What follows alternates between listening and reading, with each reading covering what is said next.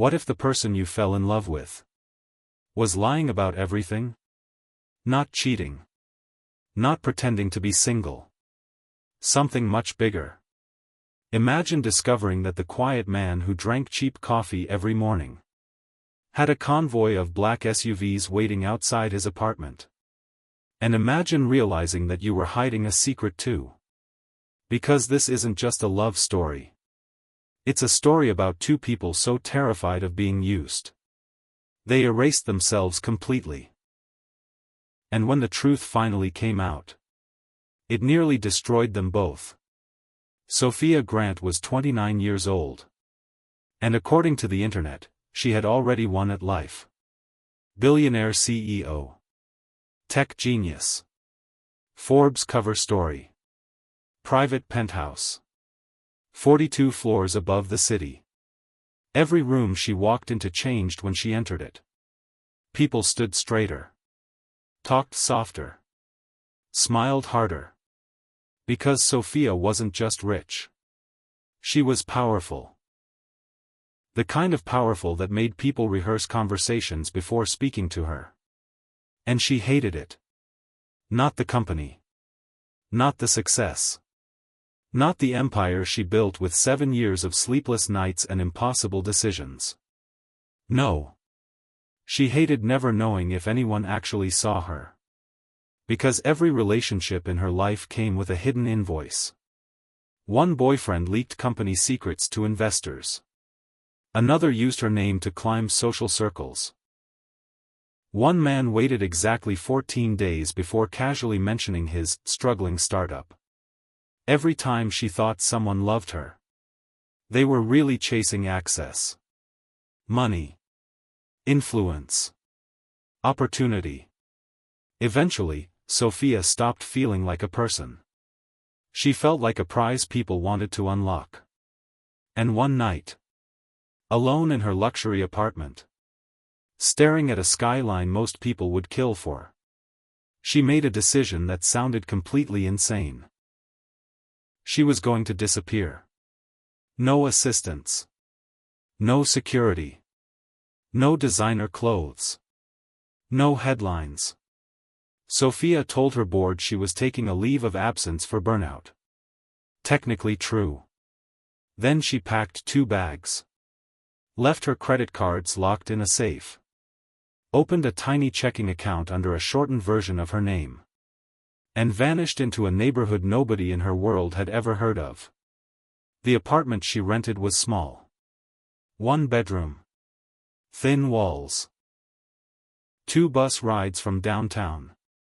There was a laundromat downstairs. A coffee shop nearby that smelled like burnt espresso and cinnamon. For the first time in years, nobody looked at her twice. And strangely, that hurt. At first. Then it became addictive. She got a job at the coffee shop. Morning shift. Yellow apron. Steamed milk burns on her wrists. Customers who forgot her name 5 seconds after ordering. And every night she told herself this was temporary. Just an experiment. A way to figure out if real love still existed. But deep down, this wasn't really about romance anymore. It was grief. She was grieving the idea that anyone could ever love her without wanting something in return. And she needed to know the truth. Even if it broke her. Then one rainy Tuesday morning, the door opened. And everything changed. A little girl in a yellow raincoat walked in first. Right behind her was a tall man in worn boots and a faded gray sweatshirt. No Rolex. No performance. No expensive confidence. Just tired eyes and quiet energy. The little girl stared at the pastry case like it contained the secrets of the universe. "The pink one," she announced. "That's a birthday cake donut," Sophia said. "I know," the girl replied seriously. The man smiled for half a second. That was it. No flirting. No trying to impress her. No fake charm. He ordered a small black coffee. Paid. Sat down. Read a paperback while his daughter destroyed a donut with pink frosting. And somehow, that simplicity hit Sophia harder than anything she'd experienced in years. His name was Caleb Turner. The little girl was Emily. 6 years old. Gap-toothed smile. Unlimited questions. And over the next few weeks, they became part of Sophia's mornings. Every Tuesday and Thursday. 7:45 sharp. Same coffee. Same donut debates. Same quiet routine. And slowly, Sophia started waiting for them. Here's what confused her. Caleb never treated her like a mystery to solve. He never asked invasive questions. Never flirted for attention. Never lingered to impress her. Most men tried to prove they were interesting within 5 minutes. Caleb didn't seem interested in proving anything. When Sophia accidentally gave him the wrong coffee size, he just smiled and drank it anyway. When Emily left behind a crayon drawing of the cafe, Sophia tucked it under the counter instead of throwing it away. That tiny drawing became dangerous. Because it meant she cared. And caring was exactly what she came here to avoid. Then one night, her bike tire exploded 3 blocks from home. She stood there freezing, staring at the flat tire like it had personally betrayed her. And suddenly, Caleb's truck pulled up beside her. "That looks like a problem," he said. "I'm managing." He was already out of the truck before she finished the sentence. 12 minutes later, the tire was fixed. No drama. No ego. No, "you owe me." When she offered money, he shook his head. "Buy Emily a donut tomorrow," he said. That was enough. And for some reason, that nearly broke her. Because nobody in her world ever did things without expecting leverage later. Nobody. Then came the dinner invitation. Not romantic. Not polished. Not strategic. Just, "I made too much pasta." And apparently Emily had decided the coffee shop lady needed to come over. So Sophia went. And sitting in that tiny apartment, surrounded by children's drawings and mismatched furniture, she felt something terrifying. Peace. Not excitement. Not adrenaline. Peace. Emily invented a completely nonsensical card game. Caleb cooked pasta from his mother's handwritten recipe card. Nobody cared who Sophia used to be. Nobody asked about money. Nobody treated her like a celebrity. For the first time in years, she felt ordinary. And she realized something horrifying. If she told Caleb the truth right now, everything would change. The table would feel different. The apartment would feel different. Even the pasta would taste different. So she stayed silent. And silence became the beginning of the problem. Children notice things adults spend years hiding. Emily definitely did. One afternoon, she looked up from her coloring book and asked, "Do you have a family?" Sophia froze. "I have a company," she answered automatically. Emily frowned. "That's not the same thing." That sentence hit harder than any boardroom confrontation Sophia had ever survived. Because a 6-year-old had accidentally exposed the emptiness of her entire life in 5 words. That night, Sophia sat awake thinking about it. The penthouse.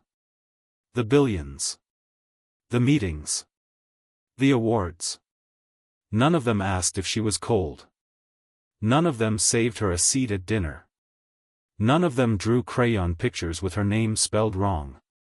And slowly, without realizing it, she stopped treating this as an experiment.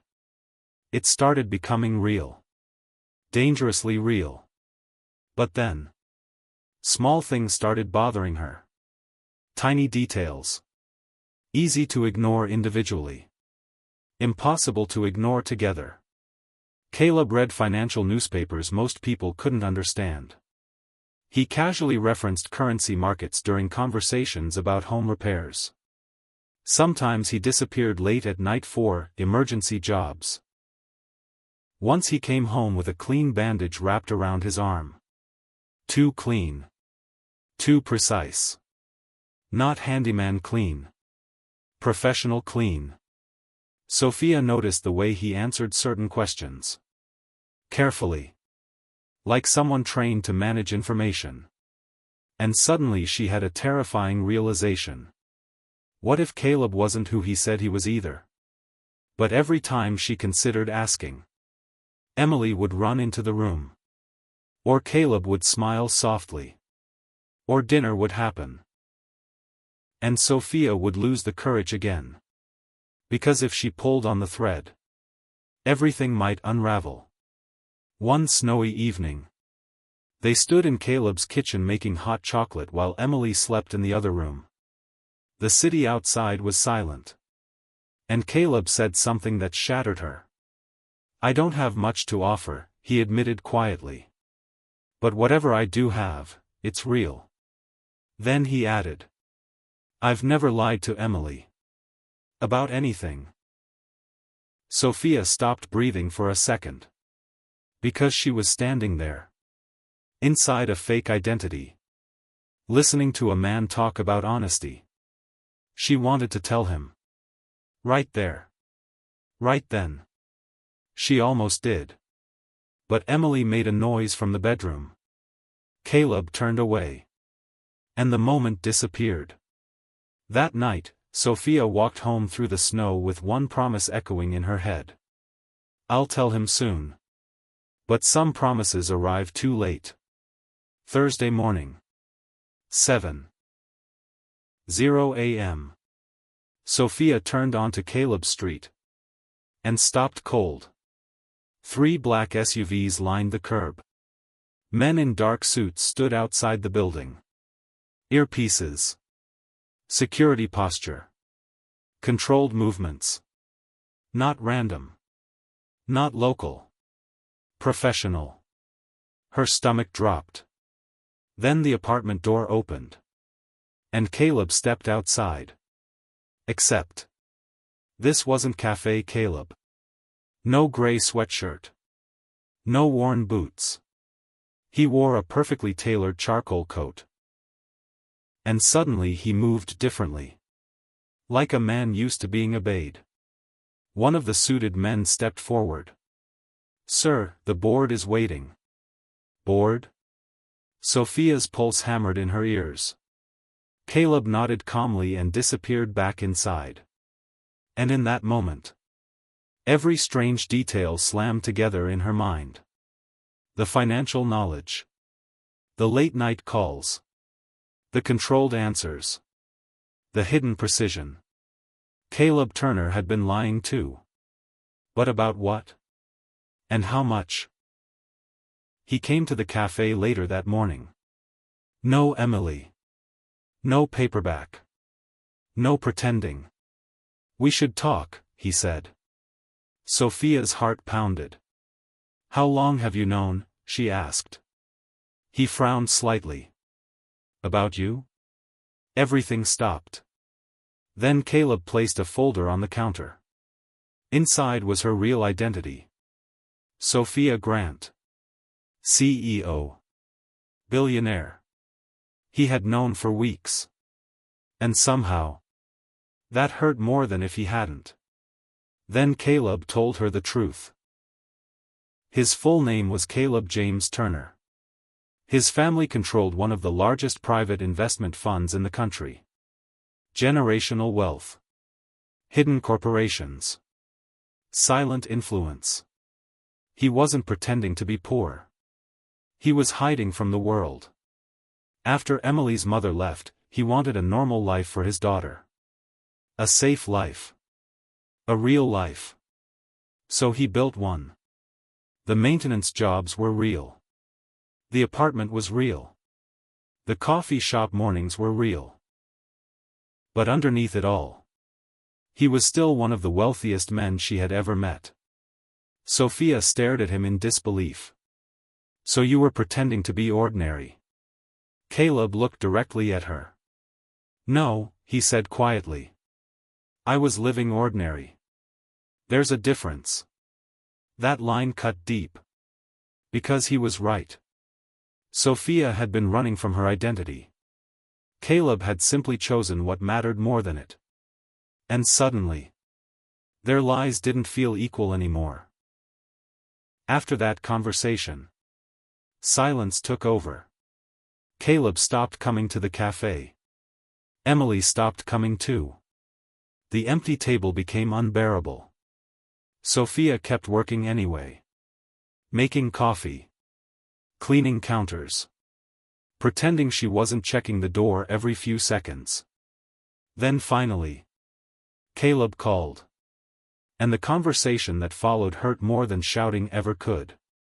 Because it was honest. You made me feel like I was part of an experiment, he admitted. Sophia tried to deny it. But she couldn't. Because the truth was complicated. It had started as an experiment. Only later did it become love. And Caleb asked the one question she couldn't escape. If you never saw those SUVs, would you have told me? Silence. Then finally. I was going to. But even she heard how weak that sounded. Because intentions don't erase damage. And for the first time in years, Sophia couldn't outthink the problem. Couldn't negotiate it. Couldn't control it. She could only sit with the consequences. So Sophia went back. Back to the skyscraper. Back to the penthouse. Back to the board meetings. Back to the version of herself the world understood. Everyone assumed she was normal again. But she wasn't.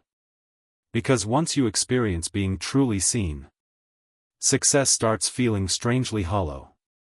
She sat through million-dollar meetings thinking about Emily's card games. She stared at financial projections remembering hot chocolate in a tiny kitchen. And for the first time ever, Sophia Grant lost focus during board meetings.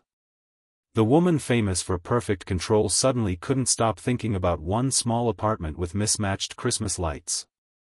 Then one night, her phone rang. Unknown number. She answered. Hi, Emily whispered. Instantly, Sophia sat upright. My dad doesn't know I'm calling. Of course he didn't. Emily explained she stole the number from Caleb's phone. Then came the question. Are you coming back? Sophia closed her eyes. I don't know. My dad's thinking about it too, Emily said seriously. He thinks about things for a long time. Then Emily said something that changed everything. Come back, she said. But as yourself. Not the coffee shop version. And suddenly, a 6-year-old solved the entire problem adults had complicated beyond recognition. Saturday morning. Cold air. Empty winter fountain. Sophia arrived first. But this time, she came as herself. Real coat. Real phone. Real life. No hiding. No costume. Then Caleb arrived. And for a moment, neither of them spoke. Finally, Sophia broke the silence. I should have told you sooner. No excuses. No corporate language. Just truth. Then she said the thing that mattered most. Everything I felt was real. She admitted she still kept Emily's drawing under the cafe counter because she couldn't throw it away. Caleb listened quietly. Then finally said. I know it was real. That was the moment everything shifted. Not because the pain disappeared. Not because trust magically repaired itself. But because both of them stopped defending themselves. For the first time. They were just honest. No masks. No experiments. No carefully managed identities. Just two exhausted people admitting they were afraid. Sophia looked at him and whispered, "I don't want to be careful anymore." Caleb studied her for a long moment. Then asked softly, "Who are you, without the careful?" And Sophia answered honestly, "Someone who's very good at running things, and very bad at belonging to them." Then she smiled sadly. "And someone who found what she was looking for." Silence. Cold winter air. A pigeon crossing the path like it had somewhere important to be. Then Caleb finally said, "Then stop running the experiment." And just like that, the walls between them finally fell. People think this story is about two rich people pretending to be poor. It's not. It's about fear. The fear of being used. The fear of being known. The fear that if people saw the real version of you, they'd leave. Sophia and Caleb built entire fake worlds trying to protect themselves. But love didn't happen when they were pretending. It happened in the small moments they forgot to. The pasta dinners. The bike tire. The terrible homemade card games. The ordinary things. Because in the end, the thing both of them were searching for wasn't money. Or status. Or safety. It was someone who stayed after the truth arrived. And maybe that's the real lesson here. The right people don't fall in love with your image. They fall in love with the parts you were trying hardest to hide. So if this story hit you emotionally, if you've ever felt afraid to let people see the real you, hit subscribe. Because sometimes the life you're searching for starts the moment you stop pretending.